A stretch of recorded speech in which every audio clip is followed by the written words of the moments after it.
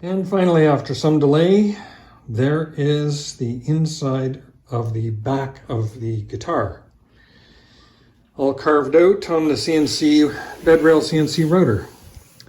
So it's going to take a little bit of sanding now, then we'll work on the sides, and I'm looking at the neck and the fingerboard.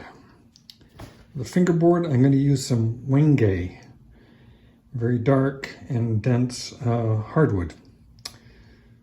So, stay tuned. The rough sanding on our top and back is now complete, so all of the machine marks that were left on the piece have been mostly eliminated. A little bit there, but now we'll carry on. Of course, there's lots more sanding to be done. This was just done with 80 grit, so we'll go over everything with a 120 and a 220 and 400. So a lot of sanding yet to be done.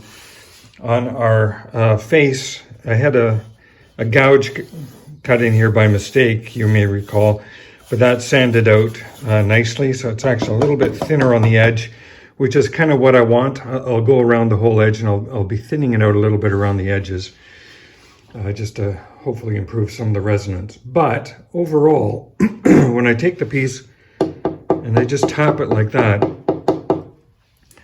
I'm quite happy with the tone that I'm getting. Now, of course, the top is still set within this frame, so a lot of the tone is absorbed there. And by cutting it free, we'll get much better sound out of it yet. So far, I'm pleased with the result. Next up is cutting the sides. For the sides of the guitar, I'm using this piece of maple. So this is a 6-foot piece. I'm going to cut it off at about 36 inches. And I'll be using this portion here. It's got some very interesting markings in it, so I think that'll make a lot of character. A lot of this is watermark, but it'll come out with some sanding, but the underlying grain beneath it is looking pretty cool. So I'm going to cut this off here, trim it to about 2 3/4 inches. That's going to give me 2 pieces. I'm only going to need 1 because I'm going to run this through the bandsaw and split this in half. So it'll be half the width of this. And then, of course, even after that, I'm going to run it through the surface planer to get it right down to a consistent thickness and smooth. And that's the piece that will be soaked and then bent. So a little bit of work to do on these pieces. Let me get this cut, trimmed to width, and then we'll run it through the bandsaw.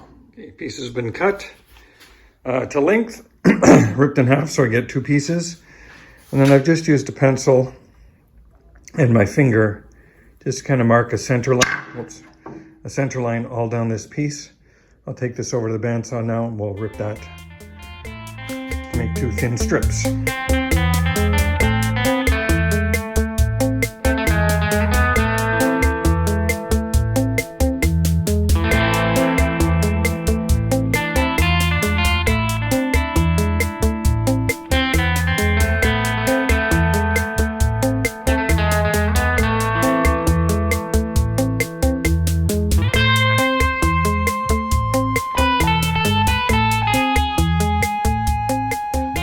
And here are the side pieces. So some very interesting grain markings on this. I kind of like it.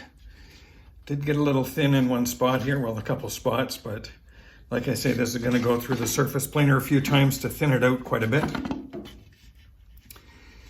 But yeah, 2 pieces, 1 for each side of the guitar. And if that doesn't work out, we've got another piece that we can run through this whole process again. All right, next operation on this will be the surface planer.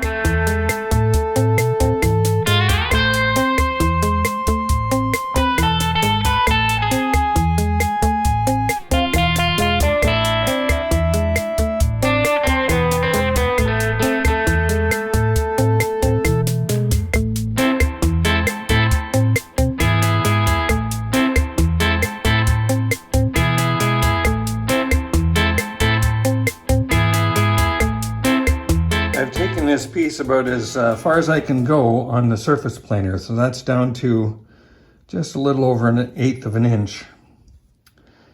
This piece turned out very well. I'm quite happy with that one. This one I cut a little too thin on the bandsaw. As a result, I've got just a few remaining saw marks here that didn't come out. And on the, flipped over to the other side, just a little bit of skiffing here that I'll address that with some sandpaper. But that should give me the sides that I need. The next step, of course, in making the sides is soaking this wood to get it full of moisture so that it can be bent, and then building the mold, I guess that's what I'll call it, or the form that I'll use to bend the sides. Now to make that form, I'm going to wind up cutting out the top from the frame that it's in. So here's our top. So I'm going to cut this out of this frame that we cut it out of.